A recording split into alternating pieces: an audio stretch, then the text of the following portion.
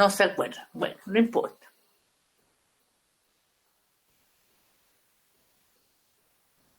La clase sí se la mandé, doctora, a los chiquillos, así que deberían saber. Qué bueno, esperemos que sea así.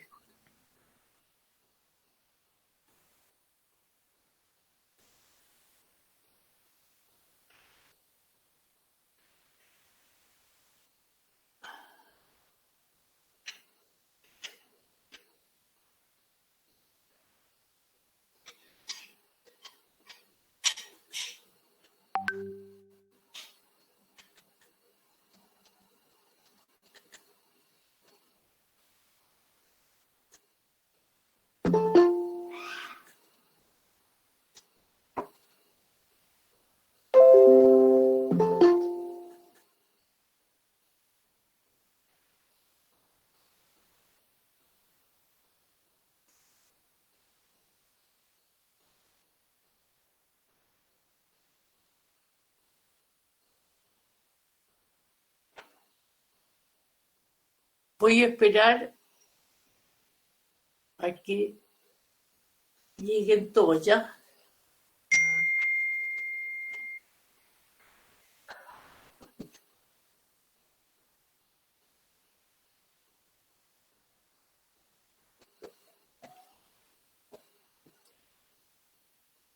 Estoy tomando café para estar despierta.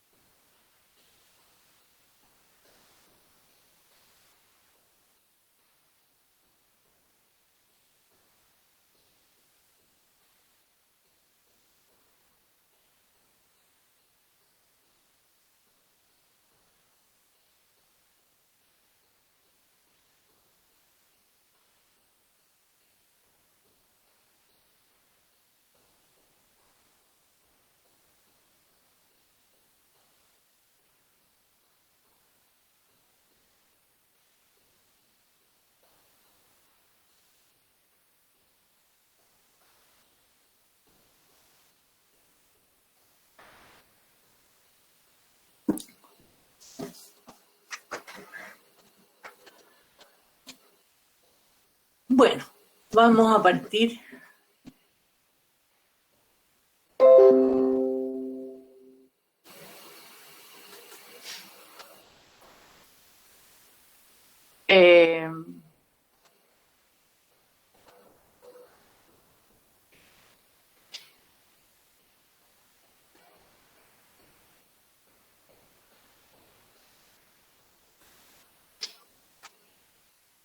Eh, hoy día la segunda clase es la de rhinosinusitis.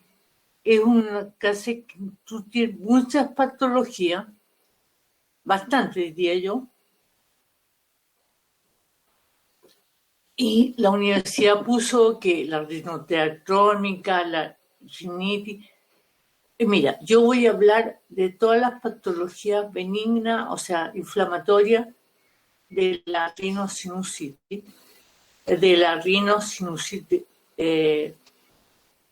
para poder diferenciarla, porque esta forma de decir que la rinorrea crónica tiene muchas causas, la aguda también, prefiero ver los cuadros y ustedes se ordenan la cabecita. ¿Quedó claro? ¿No están? Sí, doctora, aquí estamos, no se preocupe. Yo pensé que estaban durmiendo. Si yo estuviera como usted, lo más probable es que estaría durmiendo. No, mentira, pero yo me quedaba dormida en clase. Y en la casa están acostaditos así como con un cafecito o qué. No creo que estén sentados. Bueno, no importa. ¿Qué le vamos a hacer así en la vida? La rinosinusitis son de dos tipos en general, infecciosas y no infecciosas.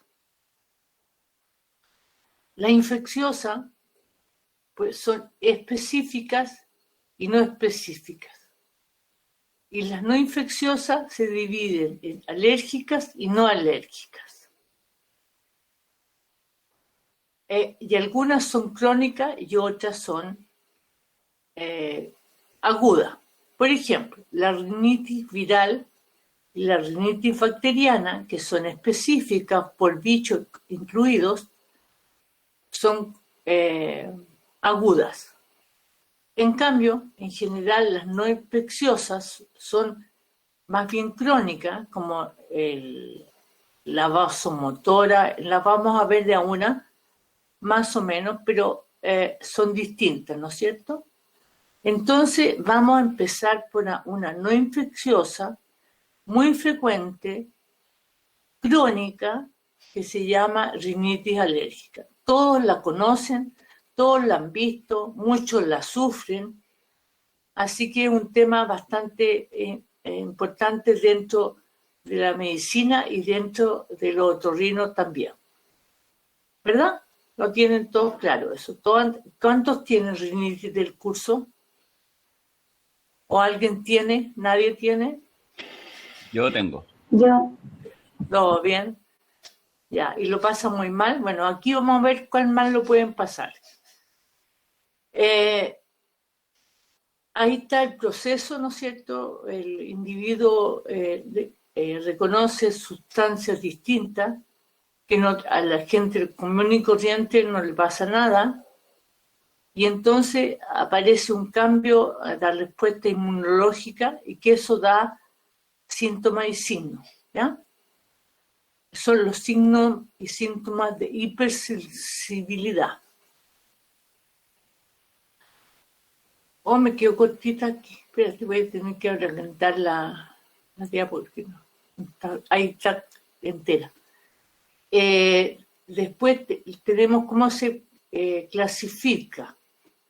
Se clasifica, esto es ARIA, una sigla para todas las alergias que trabajan juntos. Se divide en intermitente, o sea que dura poquito, pero que se repite, eso 4 semanas, 4 días a la semana, o más o menos de 4 días a la semana. Pero puede ser persistente más de 4 días a la semana o más de 4 semanas. ¿Entendieron la diferencia, verdad? Después está la leve, que no da sueño, no tiene alteraciones para hacer deportes, nada, lo pasan bien, no tienen mayores problemas y de vez en cuando se suenan o tienen secreción. En cambio están los otros que son moderadas o graves, duermen mal, tienen alteración de todas las actividades, les va mal o no les va mal, lo pasan mal en la escuela o en el trabajo y tienen bastantes síntomas molestos. ¿Alguien tiene de ustedes una alergia moderada a grave?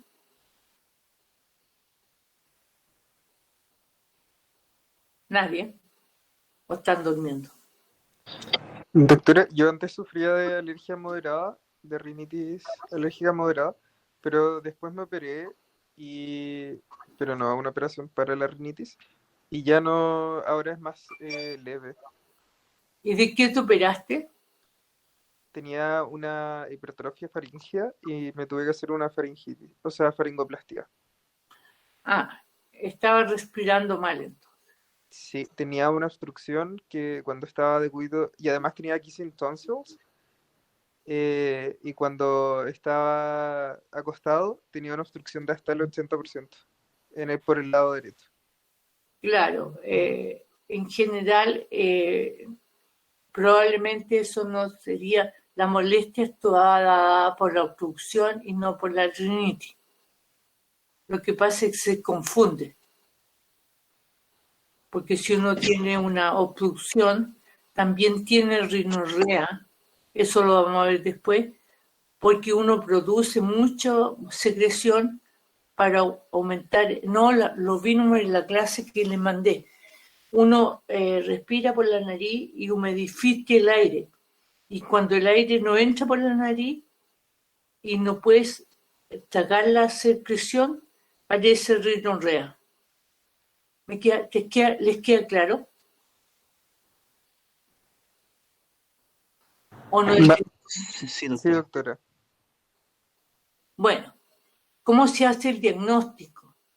Se hace por la historia, especialmente, y por los exámenes de laboratorio. Primero, el test cutáneo. El test cutáneo nos dice que tú tienes alergia. ¿Y a qué? De lo que estás estudiando. O sea, si tiene 40 alergenos, estás estudiando 40 alergenos. La cantidad de alergenos puede ser múltiple, pero se hace lo más corriente. Después, es una medición general que dice que hay una IG total muy alta, y eso puede ser cualquier alergeno. Hay alguna IG específica para algunos alergenos que también no se puede hacer, y los eosinófilos en secreción o en sangre también te ayudan a hacer el diagnóstico. Esos son los exámenes de laboratorio. El test de oro es el test cutáneo, y eso hace el diagnóstico de rinitis alérgica junto con las otras síntomas, ¿no es cierto?, que son estornudo, etcétera, etcétera. El tratamiento, ¿cómo se hace? Es una suma o un círculo, como lo puse aquí, en que hay que evitar los alergenos. O sea, si uno le tiene alergia al gato, no es bueno tener gato. Hay que educar al paciente con eso. O sea, si usted le tiene alergia a la rosa, no compre rosas para su casa. Explicarle que es una enfermedad para siempre, porque uno tiene el alergeno y el contacto lo tiene uno, y eso no se va a modificar, excepto con algunas terapias específicas que en general lo achican más que nada. Es una buena prescripción para alterar el curso de la enfermedad. Y lo que uno tiene que hacer con los medicamentos es asegurarse que sean costos, seguridad y eficacia, y hacer de fácil administración. O sea, es difícil indicar un medicamento que haya que ponérselo colgando de los pies, en un ambiente húmedo, con una sonda, ¿me entienden? Eso no lo hace nadie. Entonces hay que ser bastante cuidadoso. Esas son cosas que tienen que aprender, porque cuando uno da un tratamiento, como decía el Principito, tiene que ser posible de hacer caso. Hay gente que da órdenes que no se pueden cumplir nomás. Entonces, bueno, cuando los síntomas son intermitentes, o sea, son leves, en general con un antialérgico habitual anda bastante bien. En la crisis aguda uno podría usar un descongestionante, y el tratamiento con estos antileucotrienios es discutible. En general no se usa mucho. Yo diría que lo más importante ahí es el aseo nasal, que es sacar los alergenos, y usar algún antialérgico de una toma diaria. En cambio, si los síntomas son persistentes, los dividimos en moderada y grave. Cuando son moderadas, podemos usar además corticoides intranasales y antiteucotrienios. los antileucotenios son unos medicamentos especiales que se supone que moderan la actividad alergénica, pero en general son bastante caros y no están tan bien demostrados, pero se usan. Pero el tratamiento es la moderada, el aseo nasal, que no está puesto porque es muy importante, y los corticoides. En los primeros no hay que usar corticoides inhalatorios. Y cuando son más graves, se usan corticoides intranasales, antieutogenios e incluso corticoides orales por periodos cortos. En general, el diagnóstico, ¿no es cierto?, específico puede ser muy seguro, ¿no es cierto? Y él es el responsable de la patología. Cuando tiene eso, uno puede usar la estrategia de desensibilización, que disminuye, cambia la historia de la enfermedad, porque disminuye la necesidad de medicación y disminuye también la reactividad bronquial y el asma. El tratamiento de inmunoterapia, que es lo que estoy hablando en este momento, uno tiene que tenerlo claro que sea la responsable de la sintomatología, y hay subcutáneas, sublinguales, etcétera, etcétera. Algunas están bastante probadas en general cuando es un alergeno con una terapia, con la inmunoterapia, o los linguales que están usando ahora, o los que es como para varios, pero no es tan fácil hacerlo y los resultados tienen que estar muy estudiados a través de la IgG específica. ¿Ya? Así que no es como darle a todo inmunoterapia. ¿Cómo hacemos? Si uno tiene un paciente en estas condiciones, lo reevalúa, le da el primer tratamiento,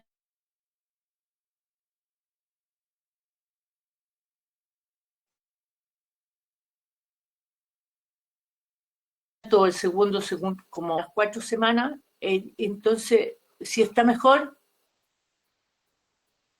continúa con el tratamiento. Si no está para nada mejor, reformula el diagnóstico.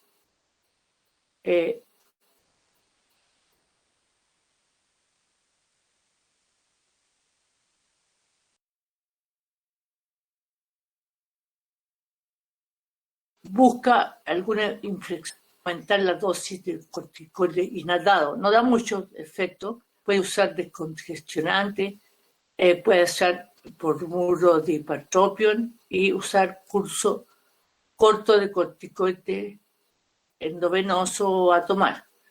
O sea, uno tiene que evaluar el resultado a las 4 semanas para decidir cambiar el tratamiento o buscar otras causas. ¿Quedó claro eso? Doctora, Dígame. ¿sabe que cuando empezó con lo del tratamiento se le escuchaba entrecortado y no se entendió mucho? Por lo menos a mí no. Ya, lo digo de nuevo. Sí, por favor. Ay, qué lindo. A ver, voy a tratar de...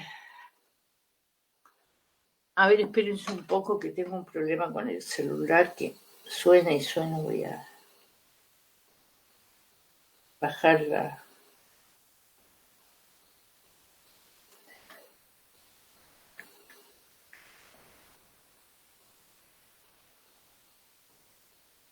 Ya.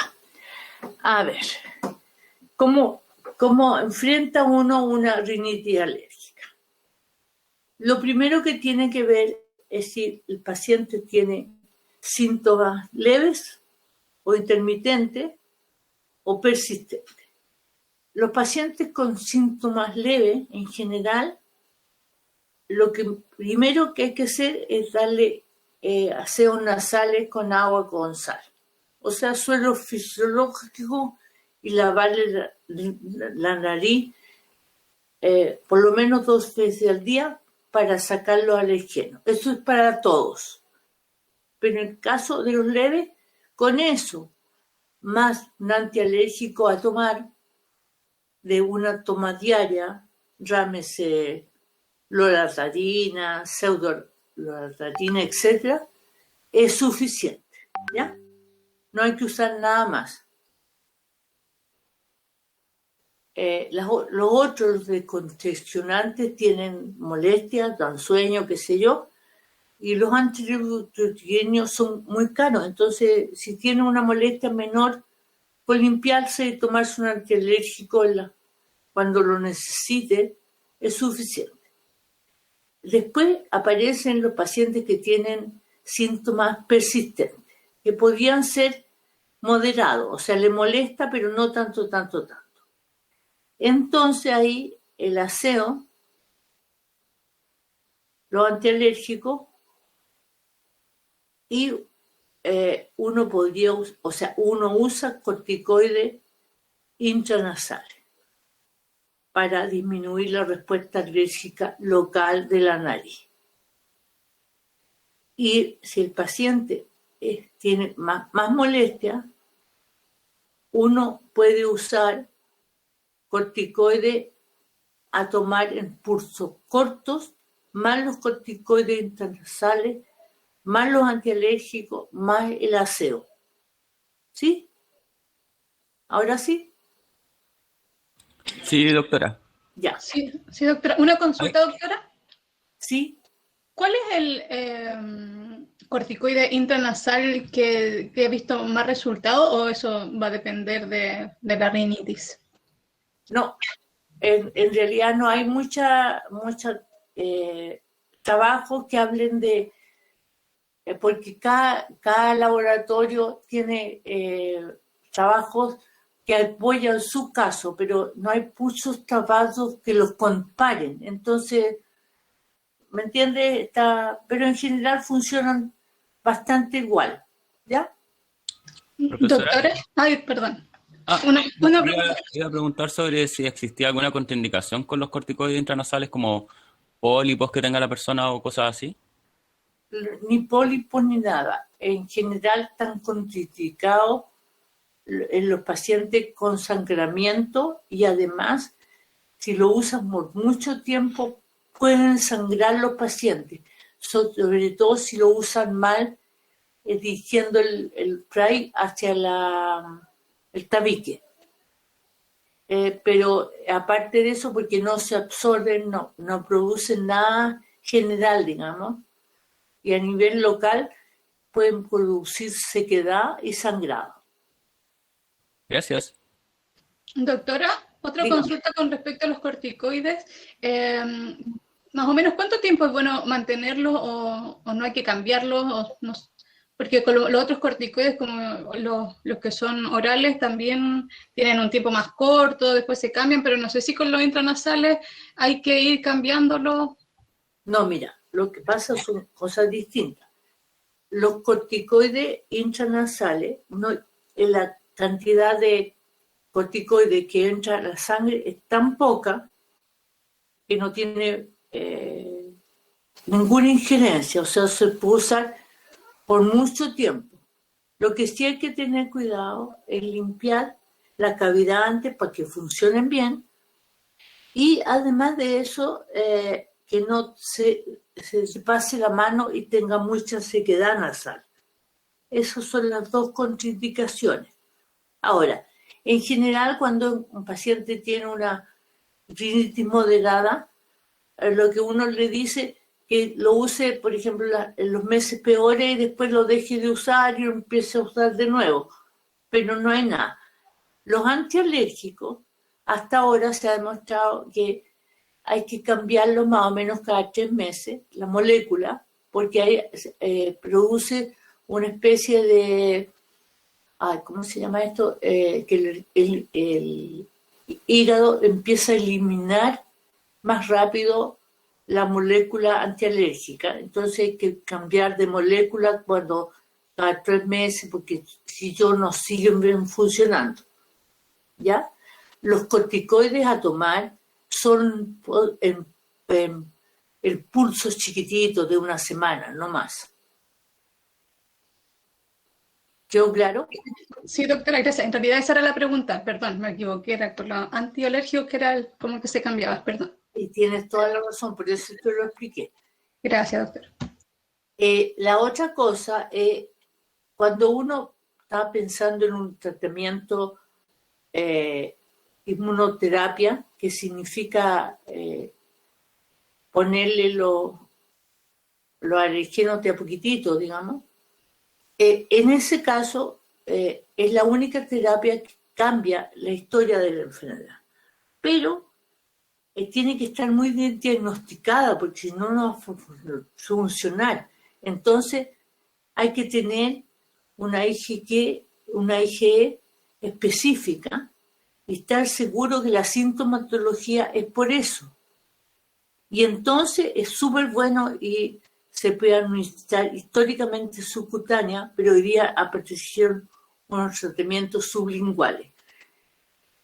Yo creo que el camino va para allá, pero se va a demorar. ¿Ya? Ahora, si uno tiene un paciente con una alergia, en la consulta corriente, le hace un tratamiento a ustedes con antialérgico, con ácidos nasales, y espera 2 semanas, o 3 semanas, o 4 semanas. Si está bien, él le sigue dando el tratamiento, no tiene ningún problema, le cambia los antialérgicos cada 3 meses y estamos listos. El problema es que si no cambia la cosa, que la paciente no está mejor, ¿qué hacemos? Entonces hay que dar la vuelta completa de nuevo, buscar otras causas, ver si está infectado, etcétera, etcétera. Aumentar o empezar a usar corticoides nasales, usar otras cosas como los descongestionantes a tomar o el bromuro de hipatropio, que se usa también para el asma, y usar cursos pequeños de corticoides. Yo les diría que para el caso de ustedes, si hicieron en el caso 1 y 2 el diagnóstico adecuado y dieron el tratamiento adecuado, los ven a las 4 semanas. Si están bien, sigan así. Y si no están bien, mándelo al especialista. ¿Quedó claro ahí? Sí, doctora. Ya. Es que lo que pasa es difícil, digamos, en ese sentido. En caso del tratamiento quirúrgico de la rinitis alérgica, es muy controversial, el éxito es bajito, y se usa generalmente caracterizar los conetes, que son los que responden a la alergia, pero vuelven, pues si la enfermedad es la misma. Hay muchas técnicas, pero todas van a achicar los conetes, y es lo más complicado de todo. Está puesta aquí una rinosinusitis específica, que es la tiada de Samter, que no es tan claro que sea alérgica, de hecho está puesta en otra parte también, pero es una tiada que puede ser alérgica o no, pero que tiene pólipos nasales, es alérgica, pero a la aspirina, y no hay otras alergias. Ese es como el cuento, digamos. Eso es la tiada de Samter. De nuevo, tiene pólipos, asma y alergia a la aspirina. Y esa tiene tratamiento médico, aseos, corticoides nasales, quirúrgico, sacar los pólipos todos, y después de eso hacer, y hoy día está estudiado absolutamente, una desensibilización a la aspirina que se hace como al mes después de la cirugía y tiene un resultado bastante bueno de cambiar la historia de la enfermedad. En general tienen sensibilidad a aspirina y a los otros aires también. Entonces hay que estudiarlo. ¿La conocían? Yo no. Ya, la vamos a ver después también en los pólipos, pero es importante, no es tan frecuente. Nosotros debemos beber, porque nosotros hacemos sensibilización en el hospital, y nosotros debemos unos 6 pacientes, 7 pacientes, o 10, por ejemplo, al año, vemos 20.000, o no sé. Ahora, cuando no es alergia, entonces, cuando uno encuentra un paciente con una obstrucción nasal y rinorrea que no tiene ninguna reacción de inmunoglobulina, entonces está con una no alérgica. Y entonces, lo primero es que aclarar que no tiene alergia. Después tenemos que saber que no tiene una desviación. Después que no tenga hipertrofia del cornete. Todo eso se ve mirando. Cómo está la válvula, si tiene un tumor. Y en los niños si tienen los adenoides grandes, cuerpo extraño o atresia adecuada. Después que descartaste todo eso, tienes que hacer el descarte de rinitis no alérgicas propiamente tales. ¿Ya? Primero las causas generales que pueden que producen rinorrea crónica y molestia, y después las específicas. La primera es la rinitis no alérgica con eosinofilia.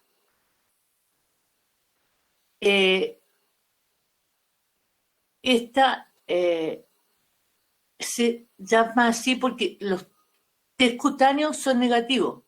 Sin embargo, tiene eosinofilia y síntomas de rinitis. O sea, una cosa rara, pero se trata igual que una sinusitis, o sea, una alergia. Esta, que indignante, creo que nos referimos a las cosas vasomotoras, es la más común de la rinitis no alérgica. Este es un diagnóstico de exclusión y es una condición que uno hace el diagnóstico cuando no tiene infección, alergia, eosinofilia hormonal y no usa droga. Esta rinitis en general tiene que ver con los cambios de temperatura y el tratamiento responde bastante bien a poco tiempo de la rinitis, con corticoides inhalatorios, un mes se mejoran en general. Muchas veces se le dan muchos descongestionantes y esas cosas y los pacientes no se mejoran. Y la historia clásica es que el paciente se sienta a la mesa a tomar la sopa, se va a tomar la primera cucharada y le corre esta agua en la nariz y después se le pasa. No tiene nada de alergia ni ninguna otra cosa, o también se levanta el baño en la noche que está helado y le pasa lo mismo, o sea, con el frío o con el calor. Y con eso uno puede hacer el diagnóstico inmediatamente, aparte de hacer todos estos estudios para que no sea alérgica, pero es distinta la historia, ¿me entienden? No, si yo cuando me levanto en la mañana empiezo a estornudar y me corre agüita y después se me pasa en el día. Eso es una rinitis vasomotora. Hay gente que la tiene muy exacerbada y los tratan con la alergia, les dan corticoides a tomar, antialérgicos. Con eso no se les va a pasar. Y en general los pacientes lo que más quieren que saber es qué tienen, porque a veces dan muchas vueltas. ¿La conocían? Yo no, doctora. Yo sí la conocía, doctora. Ya, acuérdense, existe la rinitis vasomotora sobre todo en los ancianos y en los niños. Después tenemos las hormonales, las mujeres con embarazados con anticonceptivos, el hipotiroidismo. Están por las drogas, lo que ustedes conocen. Yo diría que lo más importante que vemos es los antihipertensivos. Como se usan mucho y producen, aumentan el tono parasimpático, por ese mismo mecanismo producen rinorrea y tos. Y entonces uno tiene que, de nuevo los antecedentes, y le tiene que pedir al hipertensiólogo, al cardiólogo, que cambie el antihipertensivo, porque si no, no se les pasa nunca y le hacen estudio y estudio y estudio. Y tenemos las enfermedades sistémicas, que son muchas, o sea, no son muchas, pero existen, que es una rinitis, que no es alérgica, que es autoinmune, se parece mucho a una rinitis corriente. Después aparecen en la segunda etapa lesiones de vasculitis y después no sangran mucho, sino que hacen periodos de, ¿cómo se dice?, rinorrea sanguinolenta o cosas así. Y después se establece ya la lesión, lo más habitual, son todas raras, ¿eh? La glomeruloscosis de Berger, que es una enfermedad que es difícil de diagnosticar, la sarcoidosis, y etcétera, etcétera. Y están también, por supuesto, el Sjögren y el lupus. Son todas autoinmunes. Ahora, que vamos, súper mal. La rinosinusitis infecciosa. Es súper importante el número de gente que tiene esto. Se llama aguda menos de 12 semanas y crónica más de 12 semanas. ¿Cómo empieza? Un cuadro viral que sigue con edema de la mucosa, se obstruye la ventilación, se retienen las secreciones y uno termina con una sinusitis infecciosa. Este proceso no es de los senos solamente, es de la nariz y de todos los senos, por eso se llama rinosinusitis y no puede ser sinusitis sola o rinitis sola.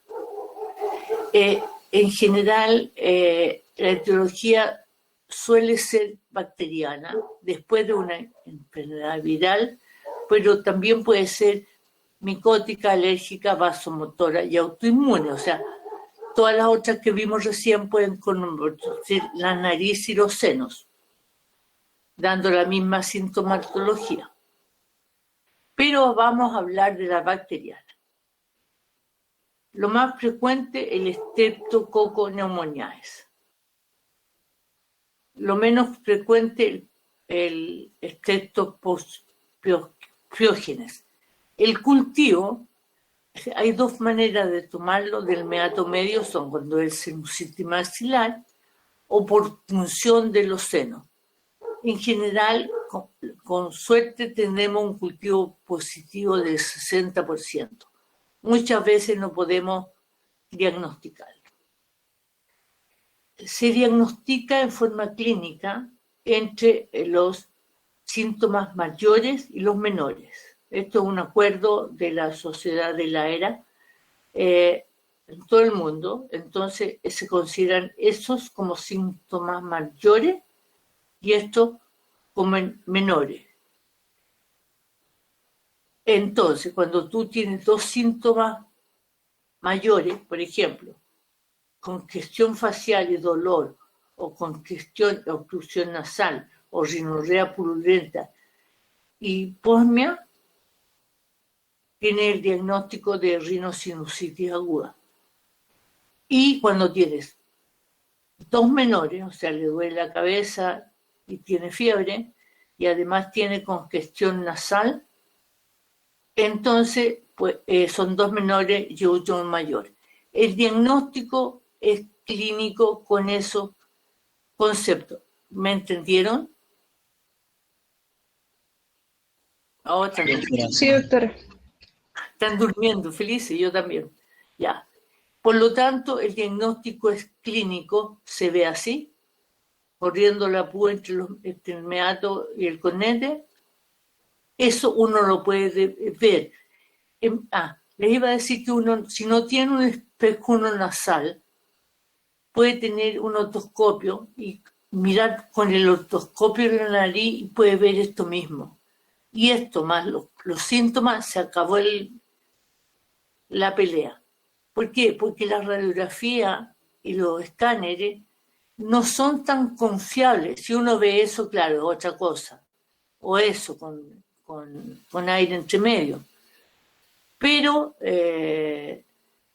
los estudios han demostrado que, sobre todo en los niños, no tenían muchas alteraciones y otros que no tenían nada tenían alteraciones. O sea, lo importante es la clínica. Esta es muy pesada en ese sentido. ¿Ya? El tratamiento es con antibióticos, ácidos nasales, de nuevo lavar con agüita con sal. Después les voy a explicar cómo se hace. El tratamiento de una rinosinusitis aguda bacteriana tiene que ser por 14 días siempre. Hasta ahora, y todos los antibióticos se usan así. Y para cubrir los gérmenes que ya vimos, la indicación es amoxicilina en esas dosis 2 veces al día por 14 días. Si la cosa está más fea, uno puede usar amoxiclavulámico o cefuroximo. Y la tercera línea, las quinolonas. Y la terapia se basa en la antibioterapia, el aseo nasal y el uso de descongestionantes orales. Así se trata una sinusitis. ¿Quedó claro? Sí. Ya, las sinusitis se complican. La que más se complica es la del frontal, que tiene una pasada chiquitita. Y por supuesto que la que menos se complica es el maxilar. La mortalidad las complicaciones tienen alto porcentaje de mortalidad. Son frecuentes en los niños. Acuérdense que los niños, como les mandé la clase, no tienen senos frontales. Entonces, cuando se enferman, es el etmoidal, y eso puede entrar al cerebro, al ojo, etcétera, etcétera. ¿Cómo se clasifican las complicaciones? En osteomielíticas, ese es el más frecuente, ¿no es cierto? Y los del ojo, que son distintos. Le puse unos monitos, los más frecuentes son esos que están con azul, y la osteomielitis, el tumor de poto, que es una lesión osteomielítica de la parte anterior del frontal. Después tenemos la intracraneana, puede llegar a eso, lo hemos visto. Y por supuesto la sistémica. Entonces, cuando uno tiene una rinosinusitis aguda habitual, todo va bien, pero a la semana el paciente se queja de dolor, o que se le puso el rojo, o que no ve nada, o que ve poco, o que se está mareando, o que está perdiendo el equilibrio, cualquier cosa, uno tiene que preocuparse y mandarlo directamente al especialista, porque se puede complicar. no es muy frecuente considerando la cantidad de sinusitis que hay, pero después de una semana, si no hay respuesta y la cosa está peor, mándenlo. Existe otra rinosinusitis que se llama fúngica, que son de los hongos y normalmente son hongos frecuentes, Aspergillum y compañía, mucori. La más frecuente es por Aspergillum y se dividen también en sinusitis alérgica, fúngica, la bola fúngica, la sinusitis fúngica, ya son distintas, porque incluso la sinusitis fúngica se divide en saprófita, invasiva aguda y crónica. O sea, los hongos tienen, pero lo más frecuente es la sinusitis fúngica alérgica y la bola fúngica. ¿Ya? Eso es una bola fúngica, esa también. En general, está ocupado un solo seno, uno solo, los otros no están ocupados, es unilateral y tiene pequeñas lesiones de calcificación y no compromete la mucosa, sino que está encima nomás, ¿ya?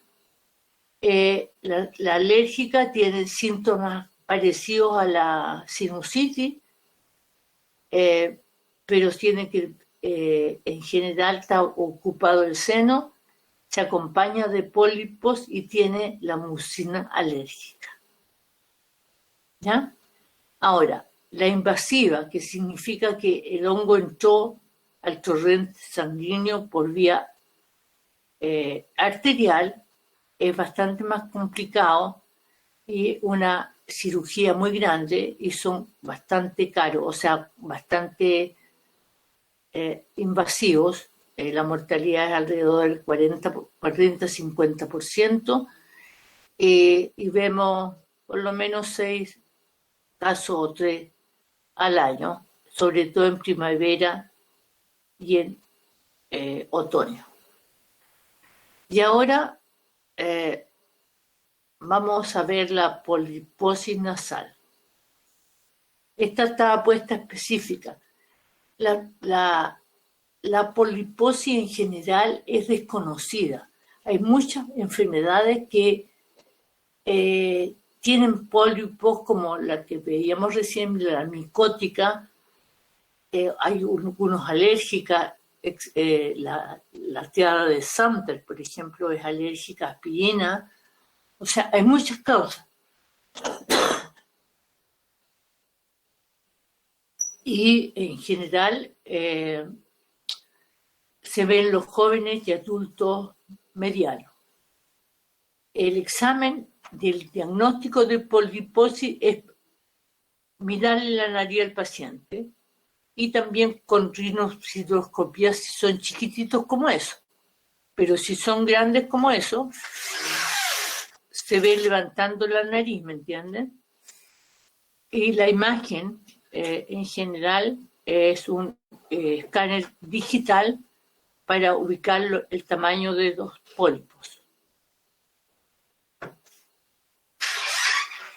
Eso es un pólipo, ¿ya? Es de color blanco, transparente, tienen líquido, no líquido,